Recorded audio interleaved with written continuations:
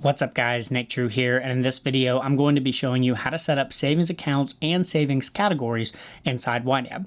Now there are essentially three ways you can do this. You've got the Lazy Way, the YNAB Way, and the Tracking Way. Now all three of these ways will work, but not all of them are going to work for you. So I'll be showing you how to set each one of these up, how to save money to them, how to make transfers, and even spend the money once you're ready from your savings. Then you can decide about which one of these is going to work best for your situation. That sound good? All right, let's jump in.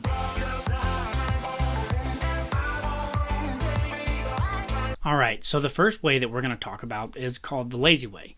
Now, it really shouldn't be called that. It should be called the Lazy YNAB Way because this is what they actually recommend beginners in YNAB do. But before I even get into setting up your savings accounts as the Lazy YNAB Way, we first need to talk about your dollars in accounts versus your dollars inside the budget. YNAB recommends looking at your accounts and your budget as kind of two separate things. Your accounts basically represent money by location. They're focused on where the money is physically located. For instance, we have $2,000 as the starting balance in this checking account. We have $2,000 as the starting balance in this savings account, and $50 as the starting balance in my wallet. Now, if you go look at the budget, we have $4,050 that makes up our to be budgeted. This basically just pulls all of this money together. And then we're going to take this money and divvy it up into all these different categories without paying really any attention at all to where the money is physically located. Now, this is kind of hard to understand at first because we so badly want to try and figure out when we add money to a certain category, where is that money actually located? But the Lazy YNAB Way tries to completely separate these two things. Just because money is located in a certain account doesn't really have any sort of impact on the job that that money has. Remember, the whole point of this budget isn't so much to try and organize where your money is. It's to try and organize the jobs that your money is going to perform for you. So for this example, like I said, we have $2,000 in checking, we have $2,000 in savings. Let's go ahead and set up our savings the way we think we might do it.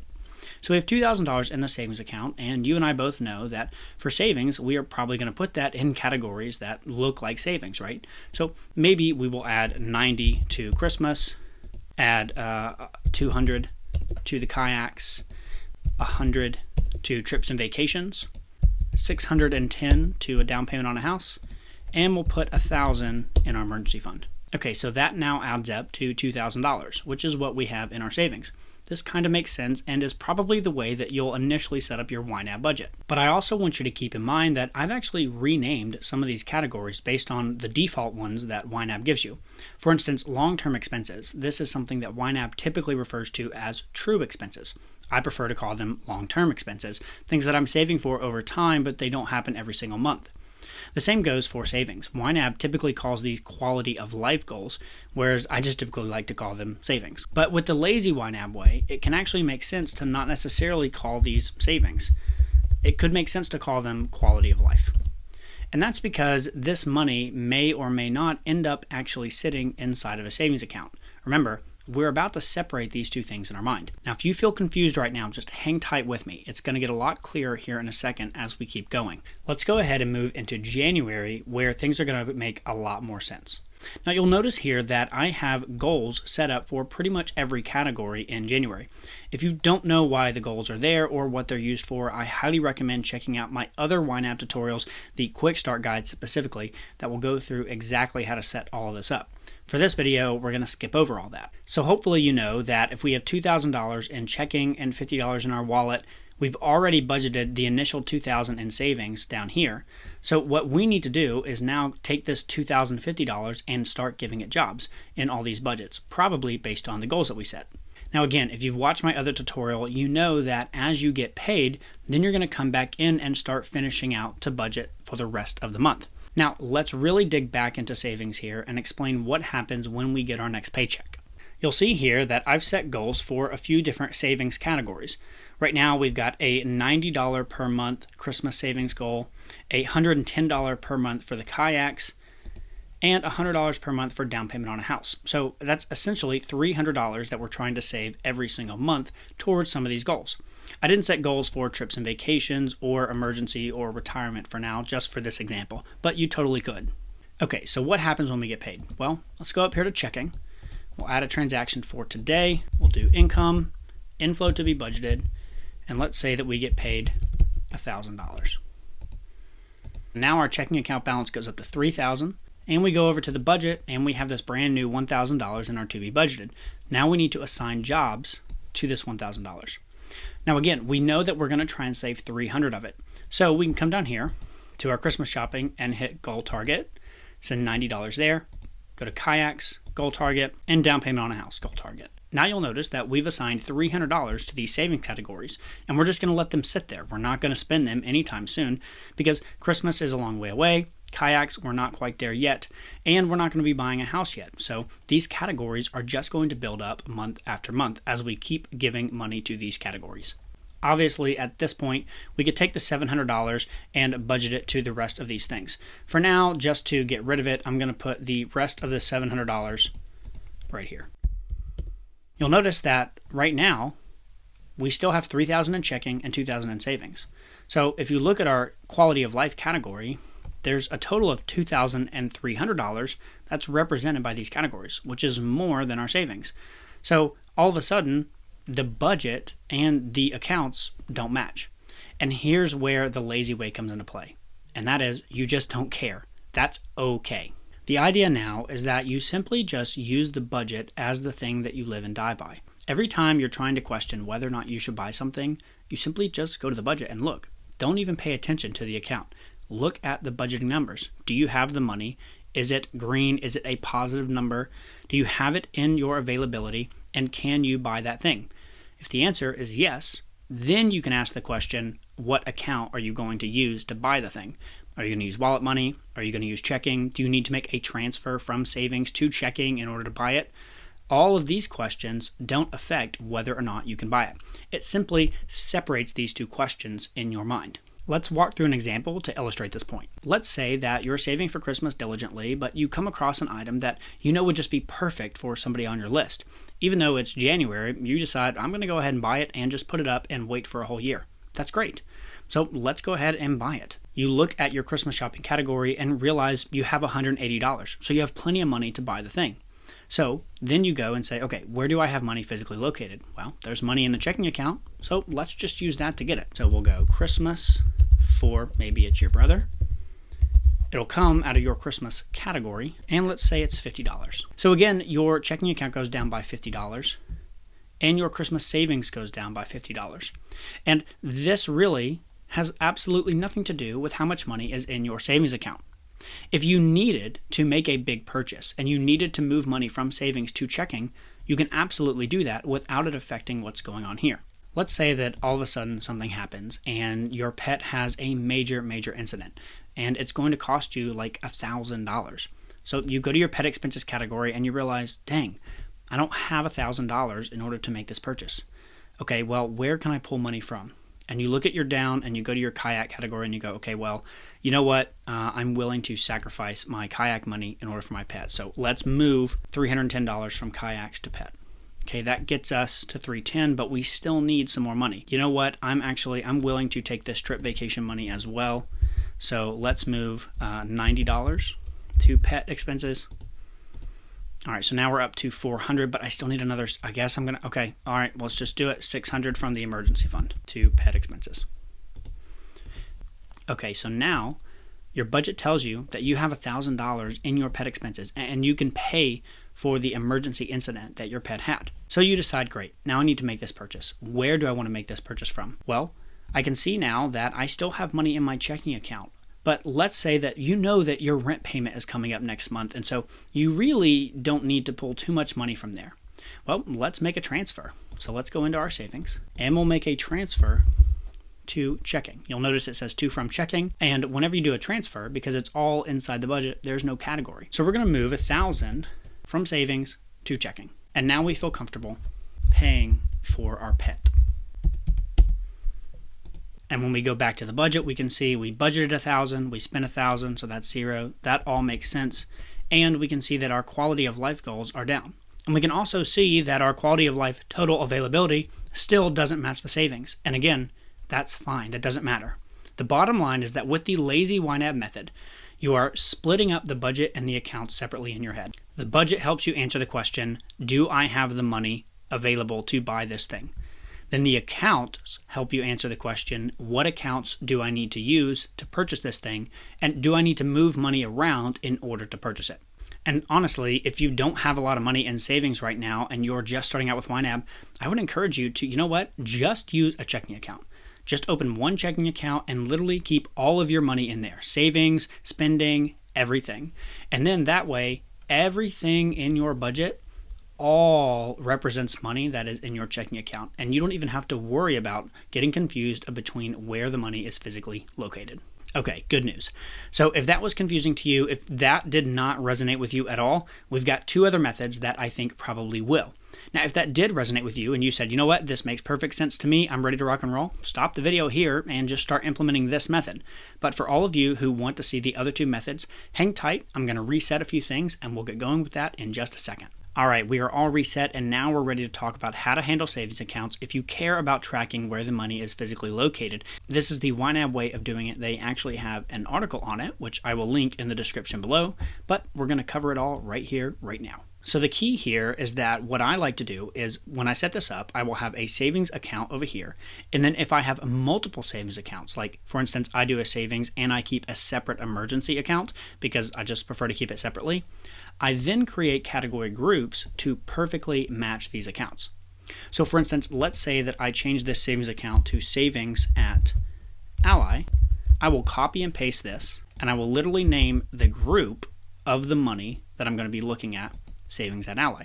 And then all of the categories that are underneath this category group is going to be money that is sitting inside savings at Ally. Now again, because I keep a separate emergency fund, I also need to add back in that group I deleted earlier. So we're going to say emergency savings, copy that, create that new group. I'm going to drag it all the way down here and I'm going to move this emergency savings back underneath there. So now I've got a category group called emergency savings and I've got savings at Ally. I need to make sure this matches though, so I'll do this right here. So now we have two savings accounts and we have two saving category groups that represent these two accounts. The key here is to make sure that the balance in the account always matches the balance right here, the total available. Now you can see right now that they don't, and that's because of what we were doing in the earlier example. So we need to move some money around. You'll notice that this savings at Ally currently has a balance of $1,000. And you'll notice here that the savings at Ally also has a balance of $1,000. So this is actually perfect. We have $1,000 literally sitting inside of this savings account. And if we look at our budget, come down here, let's minimize some of this stuff. You'll notice that our savings at Ally adds up to $1,000. We have 90 sitting in Christmas, 200 in kayaks, 100 in trips and vacations, and 610 in a down payment. So you can easily and always know there's $1,000 here and here is how it is split up. Now we say that we have $1,000 in our emergency fund, but we currently don't. So that means that this $1,000 we have available is actually sitting in our checking account. So we need to make a transfer. So let's go over here. We'll add a transfer from the checking. We want to go to the emergency savings and it'll be an outflow from the checking, and here we are. So now we have emergency savings category says we have $1,000 available in emergency, and that perfectly matches up with the actual emergency savings account. Now what happens though if we say have interest coming in or want to spend money or need to do a transfer? What do we do in that case? Let me show you. First, let's look at the income piece. So you see we have the same $1,000 that we had earlier. We had an income come in to be budgeted of $1,000, and we have $1,000 here. So we need to divvy this up. Now remember earlier we said we're going to be saving $300 per month. Here's how you handle this. So you come down here and you fund your goal target. Send 90 to Christmas, send 110 to kayaks, and send 100 to the down payment. Now again, we just said we saved $300, but now all of a sudden the savings at Ally, the total available, doesn't match the actual savings account balance. So this is where we have a couple more steps to do. Now we need to make a transfer from checking to savings. So we'll go into savings, we'll make a transfer from NIC checking, and it'll be an inflow to the savings account, and we'll hit save. So now all of a sudden we match. We have $1,300 in our savings at Ally, and the total available balance in the savings category group called savings at Ally matches. The last key step here, though, is that you also need to make this physical transfer in real life. So open up your phone app at your bank or log into your bank account, and you need to transfer $300 from checking to savings to make sure that this all mimics. Because keep in mind, at the end of the day, the budget is still only representing the jobs. And this represents the real life reflection of what's going on. So if you've moved money from checking to savings or vice versa, you better also be doing that in real life. When you're doing it the YNAB way, every time you transfer money to savings and you want to actually save money, you have 3 steps to complete. Step number 1, make the real life transfer. You need to move money from checking to savings when the income comes in. Step number 2, make the transaction transfer between accounts and YNAB. Now, if you have your accounts automatically linked and you're willing to wait a day or two, it will pull this in for you, or you can just manually do it like we showed here, moving money from checking to savings. Then the third step is, of course, to actually send the money from to be budgeted to the actual savings category. Just like we did, we put $300 from here down into these categories that represent money sitting here. Okay, so that handles our monthly savings, but what about monthly interest? After all, if we're saving in a high yield savings account, we'll at least get something. The interest is going to come directly into the savings account. So if you have your account linked, YNAB will pull it in. If you don't, you'll be manually adding it. I like to make the payee just simply interest. It comes in as to be budgeted. Now, of course, if you don't have a lot of money, the interest might be like $2. Great, so now we have $2 inflow to be budgeted. So if we go up to the budget, you'll notice that now we have an extra $2 that needs to be budgeted. And you'll notice that the balance, $13.02, is off. So we need to send that $2 down to one of these categories. Maybe we'll send $2 down to the kayaks. And now our available matches here, so we are good to go. That's how you handle the interest. Now let's talk about what to do when you want to spend this savings money. So let's pretend that $300 is enough to get the kayaks that we want. It's not quite enough, but let's pretend that it is. It depends on how you want to spend the money. So we're ready to buy our kayaks, and unlike the Lazy Way, we actually have to pay attention to where this money is coming from and how we're going to handle it over here. Now, most of us, though, don't have the ability to spend directly from our savings. So let's look at what happens when you want to spend this money from a credit card. If we go over to our Visa and we add this here, we can go Kayak Place, Kayaks, and 300. Okay, now what just happened? You'll notice that just like it always handles credit cards, it pulls the money from this category and puts it up here so that we can pay off our credit card. But again, most of us are also not probably paying off our credit cards with our savings account. So we need to make sure that we physically transfer money this time from savings to checking, since that's where we're probably paying our credit card off from. And again, how do we know that? Because we know that this balance always needs to match this balance.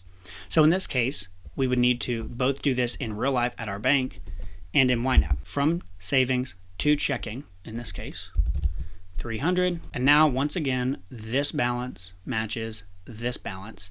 And we have $300 sitting in our checking account ready to pay off the credit card for the kayaks. All right, before we move on from the YNAB way, there is one other thing I want to touch on.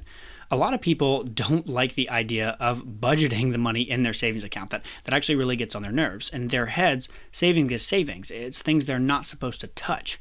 But I would argue that even if it's something you're not supposed to touch, that money still has a job. Its job is don't touch it.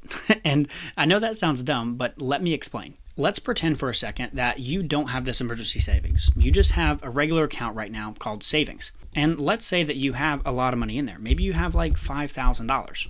So what I've seen a lot of people do is they end up with this big chunk of money in there to be budgeted, and they go, well, yeah, but that's my savings. I don't want to budget it to something.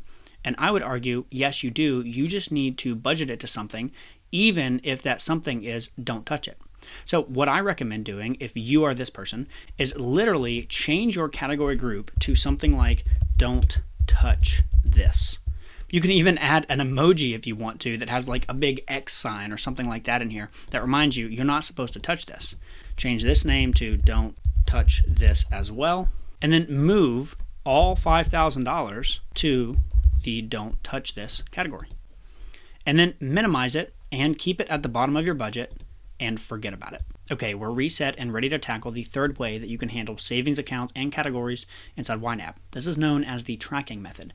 But before I get started, I do want to mention that if you did the YNAB way, you'll notice that YNAB's way is focused on having a minimal number of savings accounts. They basically suggest having one savings account, although I typically break that rule and I do keep my emergency savings separate like you see here and in the example I just showed. If you're the type of person who uses like 6, 7, 8, 9, 10, whatever different savings accounts for all your different goals, Setting that up in YNAB and trying to do that the YNAB way is going to be a nightmare, because then you're going to have all these different category groups and categories, and you're going to be doing constant, ridiculous number of transfers. I don't recommend doing that. If you want to go the YNAB way, please consolidate down to 1 or at most 2 savings accounts. Now, this tracking way, however, is really set up for the people who like having multiple physical savings accounts. And in order to fully understand this, we need to discuss the way that YNAB breaks up what they call on-budget accounts and tracking accounts. And here's a little helpful diagram that I put together. This is the YNAB way of handling your savings. You have a budget. It's represented by this green box. Inside your budget, you have a checking account, maybe a credit card or two, and you have a savings account. And you can move money from these accounts. You can move money from checking to savings. And when it does that, that all stays inside the budget. So it doesn't get counted as spending. It doesn't get counted as an expense. It's not going to show up in your reports. As far as YNAB is concerned, it didn't necessarily affect this, just like we've been talking about all video. Now, when you set up the tracking method, your diagram looks like this. You have a budget, represented again by the green box. You have a checking account, a credit card, maybe another credit card. And then your savings accounts, and you might have a bunch of them, are actually outside the budget. And when you transfer money between checking and savings, it crosses the budget threshold. And so in YNAB, it looks like spending. And so it absolutely will affect what's going on here in the budget. Once you understand the difference between setting things up as a tracking account, setting things up as a budget account, then you can understand this method.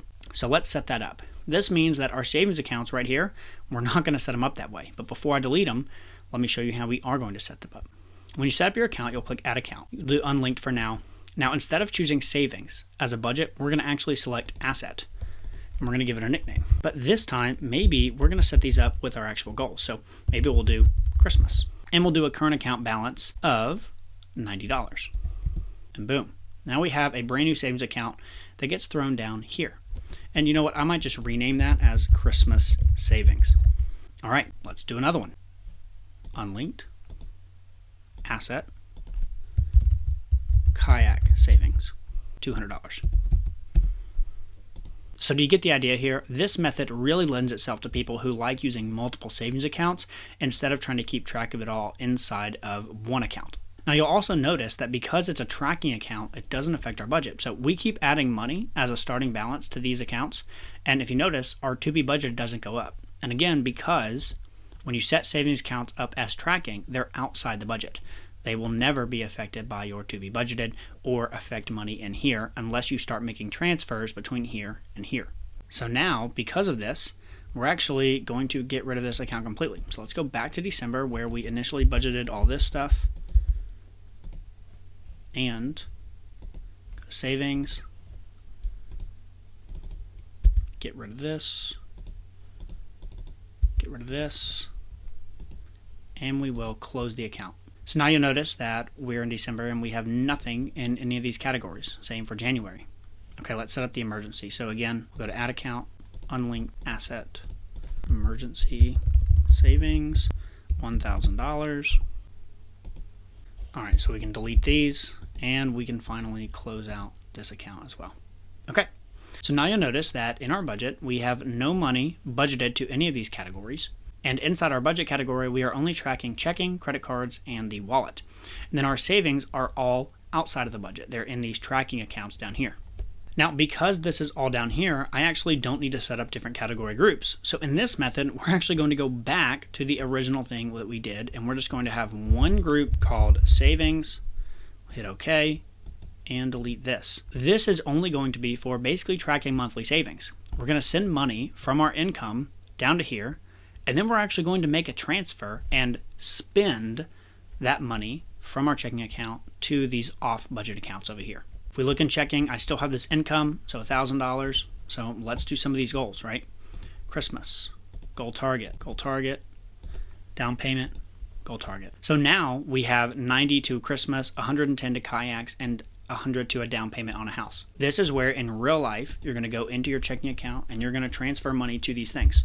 So you're literally going to do to the Christmas savings, the category, because again, when you're transferring outside of the budget, it does get a category because it shows as spending, and that'll be $90. Then when we go here, we'll do kayaks, savings, kayaks, $110. And we'll do down payment on a house, down payment savings, down payment on a house, and $100. And again, you'll be doing this in real life as well and physically transferring the money from checking to each of these savings. And then now when you look over here, you see zero availability in these categories. And some people really like this, and this is why they prefer this method, because they prefer to look at the account balance of their savings and then kind of use that as a gauge for what they have. But when they're in their day-to-day thing and they're looking at their budget to try and figure out groceries and gas and clothing, they don't even want to see how much money they have in savings. It's more of an out of sight, out of mind thing to them. And this system really appeals to those types of people. Now, when you do interest, it's handled slightly differently, right? Because interest, it's all outside the budget. So let's say that the Christmas savings account draws a little bit of interest. You would just enter it here as interest, and it'd be like a $2 inflow, and nothing happens. There's no category because, again, this is outside the budget. There is no category for things outside the budget. So $2 didn't get added here. We don't have to mess with this at all here. We just simply update that, and now all of a sudden we have $182 in our Christmas savings. The other pro with this method that some people like seeing is they like to be able to see in the reports section what they've actually done. So over time, they can look at this, and in addition to all their groceries and giving and clothing, they can actually click this and see how much they saved every single month.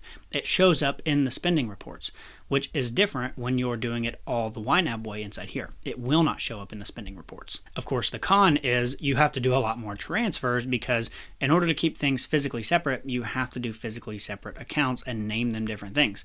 If you just had one savings account that you were dumping all of this into, it would be impossible to keep track of what was Christmas, what was kayak, what was down payment. And so there's pros and cons with each way, right? The pros here, you get to see it in spending, which is kind of neat. The con is that you got to have a lot of accounts. On the opposite end, when you do the YNAB way, the pro is that you only have one account you have to worry about. But the con is that it's kind of mixed up in here, and some people just don't like that, but it's really personal preference. Okay, now we also need to cover how to do spending when you're finally ready to use the savings money to buy something, because it is different than when you did it the YNAB way. So let's pretend again that we're going to buy the kayaks finally for $300. Normally what you would do when you're going to spend something is you would look at the category, see if you have money available, and then decide if you want to buy that item. Well, in this case, when you look at the category savings group, you'll notice that it's zero. So it seems like we don't have the money available to buy the kayaks. But in fact, you do because it's off budget. So in order to buy the kayaks, we need to get this money back on budget. We go into our kayak savings, we add a transaction, and we actually transfer money from the kayak savings back into our checking account so that we can get it back into the budget. If you think about this diagram, we're going this direction. We're sending money from outside the budget into the budget. Now, normally when you send something from outside the budget into the budget, you'll see what we normally categorize it as. So if I hit 300 here, actually, sorry, it's 300 here. It's an outflow from the savings. Hit save. And now we need to go into checking and we need to categorize this thing. Okay, now, normally what do we categorize inflow as? We normally categorize this as inflow to be budgeted. But in this particular case, we don't want to do that. What we want to do is we actually want to add it back in to the category that we spent it in. Now, the reason we do that is because we want it to show up here and we need it to not mess up the reports. If you were to add it in as inflow to be budgeted and then move it from to be budgeted down to kayaks and then spend it, your reports would show the kayaks as double spending. It would double count the kayaks and look like you paid twice as much. We don't want that. So that's why it's important when you transfer from a savings account that's off budget back in to budget the money exactly as what that thing was used for. In this case, now that we have $300 ready to buy the kayaks, we can actually go to our Visa and buy them. So kayak place, kayaks, 300, and we're good to go. And again, down to zero, move the money up here, ready to pay off our credit card. So that is how you do spending when the savings account are off budget. Now, I do want to say that if you are a brand new budgeter, if you're brand new to YNAB, I actually do not recommend this method because you got to be pretty meticulous with it, and there's more ways to mess up your YNAB and get in a lot of trouble and just get really confused. So if you're brand new, I really recommend doing way number one, which is the lazy way, where you're not really even worried about where the money is physically located, Or if that really bothers you, do it the YNAB way. Keep your savings account on budget, and then just make sure your category groups match it. All right, so there you have it. I hope this cleared up any confusion you have about setting up savings accounts or savings categories inside of YNAB. Please leave me a comment down below with any specific questions that I can answer for you. Also, be sure to check out my YNAB playlist for the best tips on getting the most out of YNAB. As always, subscribe to this channel for more videos just like this one. And remember, I can teach you how to create a budget, but I can't make you do it. The choice is yours. I'll see y'all next time.